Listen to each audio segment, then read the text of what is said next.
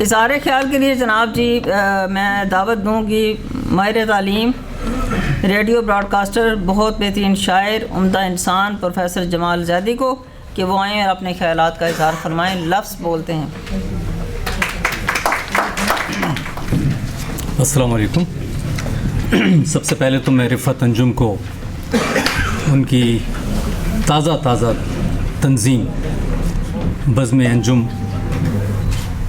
پہ مبارکباد دینا چاہتا ہوں، جس کا آج جس کی پہلی تقریب منعقد ہو رہی ہے، اور تمام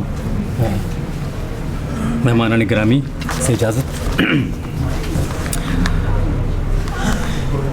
میرے مضمون کا عنوان ہے تابندہ سلیم بحیثیت کالم نگار. اظہار رائے کے لیے ادب میں جو طریقے رائج ہیں ان میں نظم اور نثر کو زیادہ اہمیت حاصل ہے. فی زمانہ نظم کی صنف غزل کو زیادہ پذیرائی ملی، اور یہی وجہ ہے کہ اردو ادب میں شاعری کی کتب کی تعداد جو شائع ہونے کا رجحان ہے وہ غزل کی کتابیں زیادہ ہوتی ہیں. پھر شاعری میں اس کو ملکہ غزل بھی کہا جاتا ہے. ہم دیکھتے ہیں کہ غزلوں کے مجموعے یکے بعد دیگرے اشاعت پذیر ہو رہے ہیں، اور اس کے مقابلے میں نظم کا رجحان قدرے کم ہے.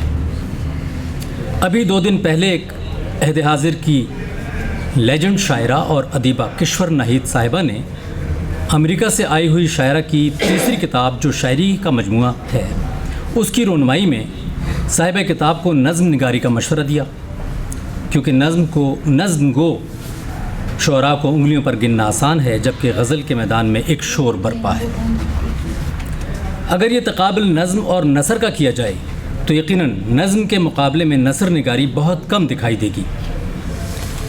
نثر کی دیگر اصناف کے ساتھ ساتھ مضمون نگاری ہمارے ہاں زیادہ تر تدریس کے شعبے میں ملتی ہے. نثر کی اہمیت سے انکار تو بالکل بھی نہیں کیا جا سکتا. اچھا، انکار تو بالکل بھی نہیں کیا جا سکتا کہ بچوں کو اول نثر سے ہی روشناس کرایا جاتا ہے. حمد، نعت، ملی نغمے، ترانہ، گیت اور غزل اس کے بعد شامل ہوتے ہیں. اب ان کو ویلکم کر لیں. جی، ہم محمودہ غازیہ صاحبہ کو دل کی اتھاہ کرائیوں سے جی خوش آمدید کہتے ہیں. آپ تشریف لائیں بیماری کے باوجود. جی. تابندہ سلیم ہمارے عہد کی تازہ کار لکھاری ہیں، اور انہوں نے اپنے لیے کالم نگاری کا انتخاب کیا ہے.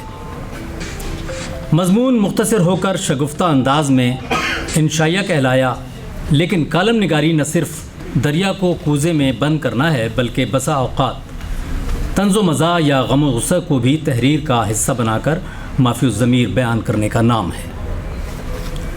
تابندہ سلیم چونکہ اپنی سرکاری ذمہ داریاں بھی لکھ پڑھ کر ہی نبھاتی ہیں، اور ان کا مطالعہ ہر مکتبہ فکر کے ہر شعبہ ہے زندگی سے متعلق ہے، اس لیے ان کو اظہار کے لیے وسیع کینوس میسر ہے.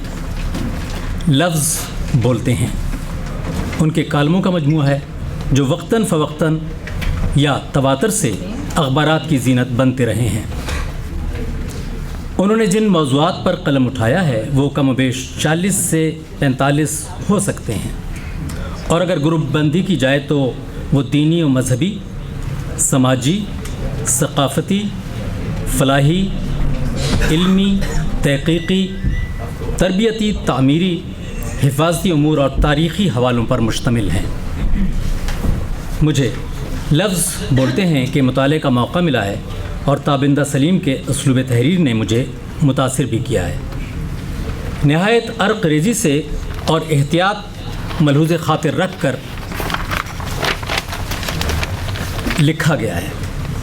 سماجیات کے حوالے سے ان کا مشاہدہ بہت گہرا ہے.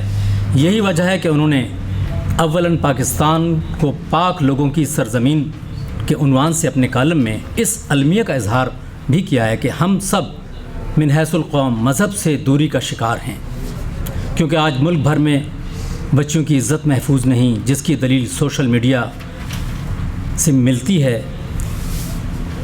بے شمار پوسٹیں آ رہی ہوتی ہیں. ہمارے اندر اب حلال اور حرام کی بھی تمیز باقی نہیں رہی. سود کا لین دین تو اب حکومت کی مجبوری بن چکی ہے، لالچ نے ہماری نیندیں اور ہوش اڑا رکھے ہیں، اس کالم میں غم و غصہ اور طنز نمایاں ہے۔ ماحولیات کے حوالے سے آلودگی کو تشویشناک قرار دیتی ہیں، چونکہ اب سرسبز و شاداب کھیتوں کی جگہ ہاؤسنگ سوسائٹیاں بنتی جا رہی ہیں، ٹریفک کا ازدحام فضا کو ڈیزل کے دھوئیں سے اور کارخانوں کی چمنیوں سے خارج ہونے والی زہریلی گیسز تازہ ہوا میں شامل ہو کر انسانوں اور جانوروں دونوں کو سانس لینے اور پھر سینے کے امراض میں مبتلا کر رہی ہیں۔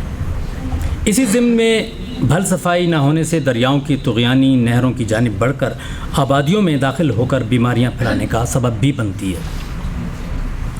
ہمارے ملک میں شرح خواندگی 2023 اور 24 کے اقتصادی سروے کے مطابق 62.8% ہے، جبکہ ڈیجیٹل سروے نے اسے 61 قرار دیا ہے، جس میں خواتین کا حصہ 51% ہے۔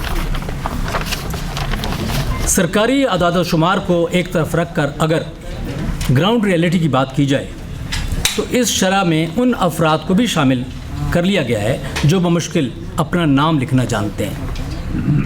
ادھر ہمارے اسکولوں، کالجوں، یونیورسٹیوں میں علم کے نام پر کھلواڑ ہو رہا ہے۔ جب ملک عزیز میں صرف 9-10 یونیورسٹیاں تھیں تو ہماری جنریشن سے پہلے والی بآسانی اعلیٰ تعلیم حاصل کرنے کے لیے بڑے شہروں کا رخ کرتی تھی، وہاں ہاسٹل کے اخراجات بھی بآسانی پورے ہو جاتے تھے، اور آج جبکہ پاکستان بھر میں اگرچہ تحصیل کی سطح پر یونیورسٹیوں کا جال پھیلا ہوا ہے اور اب بڑے بڑے شہروں کا رخ کرنے کی چندہ ضرورت نہیں، مگر کیا کیا جائے کہ غریب آدمی جس کی اوسط آمدنی 30 سے 35 ہزار ماہانہ ہے، وہ ایک سیمسٹر کی فیس 70 ہزار سے لے کر 1.25 لاکھ تک کیسے ادا کر سکتا ہے؟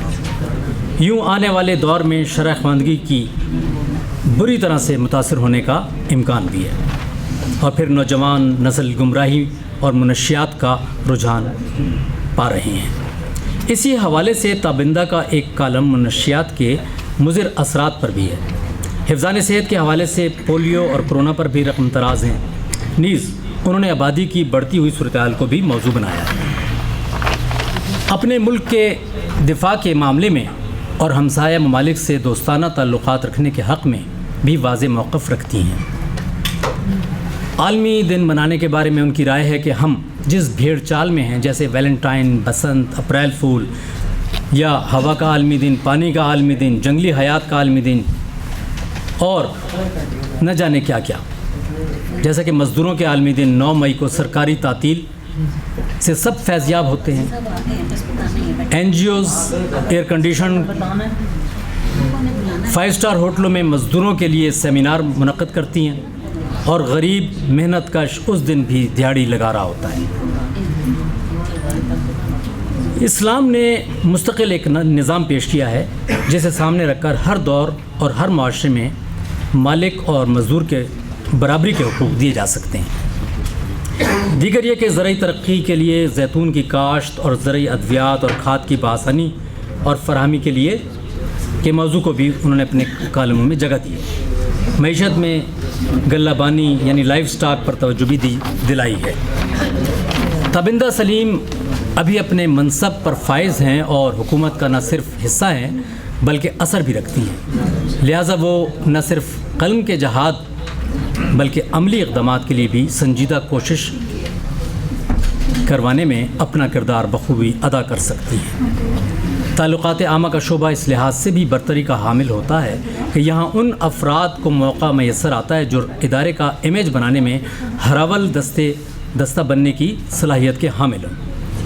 تابندہ میں یہ تمام خصوصیات اور قابلیت بدرجہ اتم موجود ہیں۔ امید کی جا سکتی ہے کہ وہ آئندہ بھی نئے موضوعات کو لے کر اپنے کالموں کو قارئین کے لیے نہایت عمدہ اسلوب میں لائیں گی۔ آپ تمام مہمانوں کا بہت شکریہ۔